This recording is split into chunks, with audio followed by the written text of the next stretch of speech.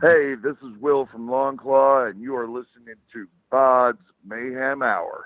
Welcome to BODS Mayhem Hour, your source for all hard rock, heavy metal, new metal, alternative, punk, horror punk, hardcore, rock, and all local bands, with your host, John the Bod, a.k.a. the Bodfather. Hey everybody, welcome to BODS Mayhem Hour. I'm your host, John the Bod, a.k.a. the Bodfather, and as always, I bring you guys awesome interviews. Today it is an honor and privilege to have Mr. Will Price. He is the bassist and lead vocalist of Longclaw. They have released their debut album, Disastrophe, out now via Pavement Entertainment, and we're going to be talking to him about that. So, Will, how's it going, my friend? Doing good. Looking forward to a long weekend here. Oh, yeah. Yeah. And mine starts Sunday back at work, so Right on. So anyway, let's jump right into this. What's impressed you the most about making the debut album, Disastrophe? What's caught your eye about, if anything, possibly, man? You know, we got together Labor Day in 2016 and just immediately started writing songs, and we just love all the songs and went into the studio and, you know, threw them down, and then caught interest from Pavement Records and cool album cover. Got a guy named Dahmer, actually, who did the album cover, the artwork. So everything's going really well so far. How's it been working with Pavement Entertainment since signing on with those guys? Oh, it's been great. You know, they've been getting stuff done for us, and you know, we give them what they need to get the stuff done. So, you know, it's been a really good relationship thus far. Any songs off the debut album that stand out more to you than any on as of right now? I mean, I know these are like, you know, trying to pick your favorite child or your favorite collectible, and I know these things change every day, but are there any that stand out for you, possibly? Yeah. Well, first we got Razorblade Tears, which is the first ballad I've ever written in my life, and the vocal style on there, I've never tried to do anything like that before. And it was, you know, it's about me pretty much destroying myself while I was going through a divorce. But so you got Razorblade Tears, and then Battle of Blair Mountain, another one I love to just play. It's like very anthem-y. Then there's Land of Bilk and Money, which we have a video for on YouTube. March of the Trolls, which we also have a video for on YouTube. Another one's the Moose Knuckle Brigade, which is, you know, a fun kind of sing-along kind of deal. So, of course, I'm in love with all the songs on the album. It's kind of like, which kid which kid is your favorite of all your kids? You know, it's kind of hard to pick. So yeah, I can imagine. I can imagine, man. How long did it take to record this album? Let's see. I guess it was probably, you know, because we would go in and do sessions and then go back. We had all the drum tracks in one day. Then I laid my bass down over that in another day. Then guitars took another day. Vocals took another day. You know, it's probably about a couple weeks. And then we had to get it mastered, which was or mixed, then mastered, you know, which was another couple weeks. So, you know, it was probably a month or two. Who produced this album for you guys? So our engineer, we had this done at Rex Track Studios in Swanee, Georgia. And the engineer's name is Matt Abercrombie. And we had it mastered from a really good, I mean, the guy's done mastering for like Rush and stuff, Andy Van Dent in New York. So, you know, the sound quality we're really happy with. And, you know, those guys they totally know what they're doing, you know. Working with the producer on this, did they just let you do your own thing and then step in when they needed to say, hey, look, you know, you need to maybe try to add this or whatever? Or did they just sit back, and how do they work with you on this? No, I mean, we produce our own stuff. You know, we write everything. We had an associate producer on this album, but as in terms of the engineer, he just does what we want. I mean, we're paying for the studio time and everything. Right. And then we go back and say, change this, turn this up, turn this down. Let's put an effect on this. That album is completely our creative control. How much growth musically have you seen yourself and this band go through up to the release of this debut album, or has it just been more of a personal growth for each of you guys? Well, I can't speak for the other guys, but I can speak for myself. Like, I used to be in a band in upstate New York called Boiler, and we were signed to Mayhem Records, which doesn't exist anymore. They were a subsidiary of Atlantic Records. But, we toured all around the country and so on. And for me personally, musically, I've gone leaps and bounds, both vocally and instrumentally. I do way more singing than I used to do in those days. I used to do a lot more, flat out yelling. And, musically, I almost got a chance to try out for Black Label Society back in the day. Yes, sir. So I was, working on a lot of that stuff, and it ended up not really working out because I just decided to keep doing the Boiler thing. But, learning a lot of his stuff really expanded a lot of my playing. So now, I do a lot more musically, instrumentally than I used to back in the day. So it's been quite a journey. I can imagine. So how was it with Black Label? Was it cool? I mean, to get that experience at least? I didn't actually try out.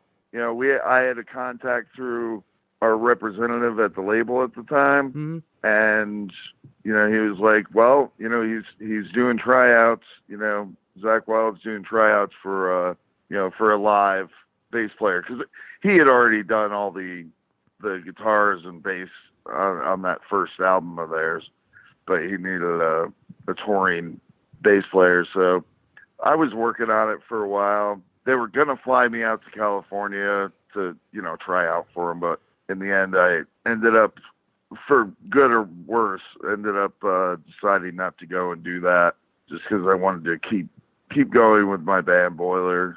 And, at the end of the day, that's what I ended up doing. Will, do you do anything differently during the writing and recording process to maybe help, keep your mind fresh and open to not let the music get stale and not go down a path that you did before that you didn't like? Do you do anything differently maybe? I mean, I just do what pretty much comes naturally to me. Not only is the music and the riffs really important, and I like to make every song its own thing, but I really concentrate on the lyrics. I like to be really original. One of my biggest influences right now, lyric-wise, is Neil Fallon from Clutch. Oh, sure, yeah. Yes, sir. The guy just has an amazing repertoire of words and stories and, all kinds of stuff that he is really creative with the lyrics that he writes. And that's inspired me along the way, to just come up with stuff that can really entertain someone, because I often read lyrics from bands, and I'm like, this set of lyrics, it's vague. You don't know what the person's talking about. Yeah. Sounds like everybody else, know. So I like to put real descriptive, adjectives, into things, and because I love words. So yeah, and it often takes me quite a while to even finish the lyrics for a song, because I will not stop working on it till I find what is 100% right for me. And it could take just that one sentence in that song to grab your attention and say, wow, that's a damn good song. Right. And I'm glad you mentioned Neil from Clutch, because you're so damn right, man. The stuff that he writes about and the way he explains it in the music, I mean, yeah, it's like telling a story. I understand that. But My favorite song by them, here's a prime example, is Abraham Lincoln. If you listen to those lyrics in that song, oh my God, he explains what John Wilkes Booth was, an assassin, a coward. I mean, everything. It's like right. He tells the whole story in that song, but he puts a clutch twist to it, and it's good. Right. I mean, one of my favorite, especially from the new album X-Ray Visions, is that song X-Ray Visions. You read those lyrics and you're like, wow, man, Mm-hmm. how does he come up with this stuff? So that's kind of what I try to do, and then I'll let the band members read some of the lyrics, and they're like, where do you come up with this shit? And that's like my favorite response to someone reading my lyrics is how did you come up with this? But it's just you just gotta let your mind go with your imagination. It's like a labor of love. You got to put love into this, and you have to love doing this to get it out there, man. I mean, that's the only way I can explain it as well. Right. What can fans expect at a show from Longclaw who have not got to see you guys as of yet? I mean, we just, we do what we do. We rock out. We try to maintain a, fairly high energy level. I like to joke around with the crowd in between songs, and, we're pretty dynamic. The songs aren't boring. We have lots of changes and stuff, but we also, it's not really complicated music. It's just, dynamics, lots of stuff you can sing along with. You hear one of our songs once or twice and you can pretty much sing along with it, Mm-hmm. And that's my favorite kind of stuff. That's why I love Clutch so much, or Black Sabbath, COC. They all have choruses that you can grab onto and just have a good time with and get into it, sing along with them and so on. So, plus we have a nice new banner, so that helps. Now, we're living in the digital era of recording albums and plus social media. Do you like this era that we're in right now to get albums out quicker and plus to reach more fans via social media to help out, unsigned bands and bands that's just getting started? I really do, because I mean, I'm pretty old school. Back in the day, we didn't have all this. We didn't have Facebook. There was no YouTube. We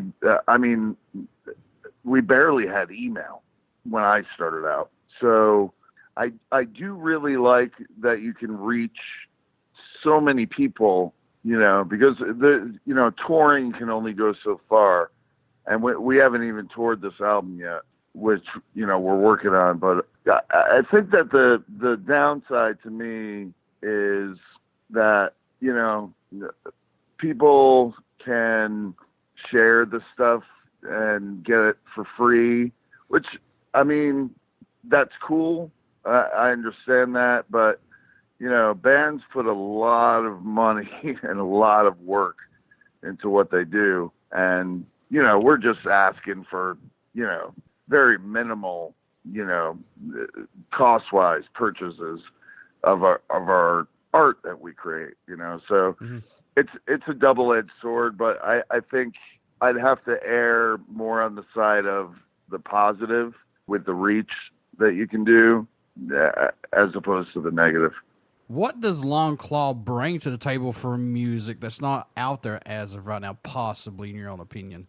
We haven't reinvented the wheel. We like to make fun music and, stuff you can whistle to and mosh to at the same time, I think that, a lot of my songs are political, and I don't hear, I do hear that kind of thing out there, just not in the same way that I present them lyric-wise. And I just think it's all about having a good time and rocking out, having fun with metal, as opposed to, some bands who are just really serious and take themselves too seriously, in my opinion, So that, that's what we try to accomplish. Just have a good time and party and maybe educate people at the same time. Support-wise, Will, is there a country or a location that stands out more or even surprises you lately that you guys are getting support from that area maybe? It's kind of early to tell. I've been doing interviews all around the country so far, but the album just dropped on May 11th.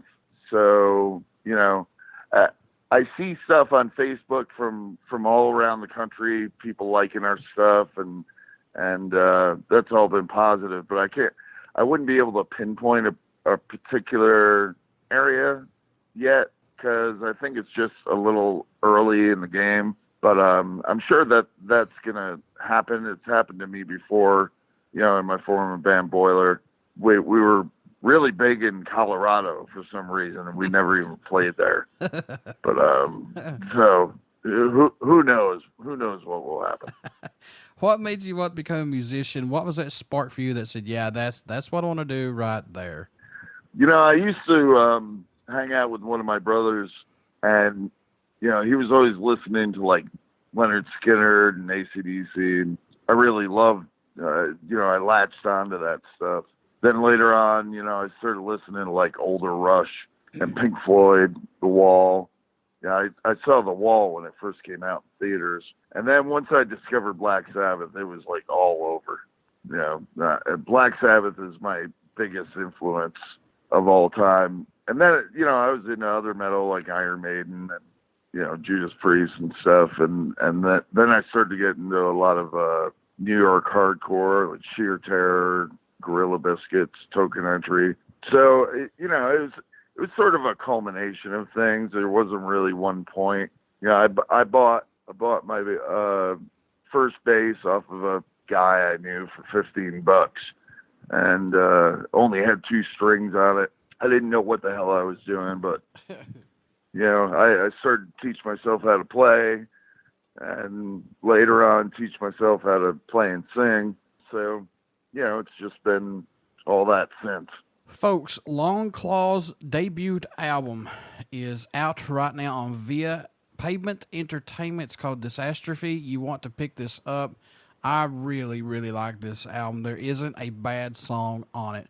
From the start to the last, it's a great, great album, and that's just my opinion. So, Will, thanks for what you guys have done. How can folks stay in touch with you guys, buy some merchandise, this album, tour dates when you do go on tour?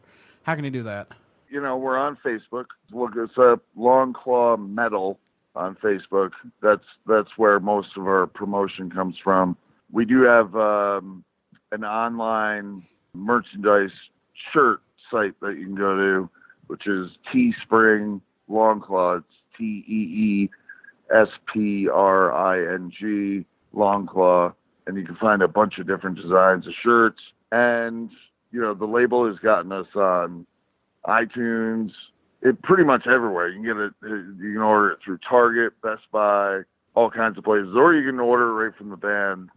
Just email the band longclawmetal@gmail.com, and that'll come right to me. And if you want to order a CD or a shirt, I can ship it to you. And as in terms of touring, like I said, we don't have a tour set up yet. We've got a couple one-offs that we're doing out of state, but once we get those, we'll be posting them everywhere, Reverb Nation and all that.